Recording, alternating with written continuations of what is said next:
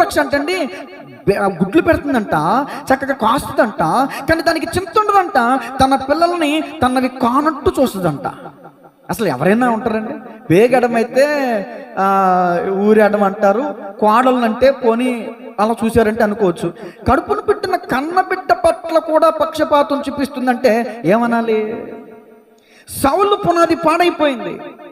పునాది ప్రారంభానికి వేసేదే పునాది.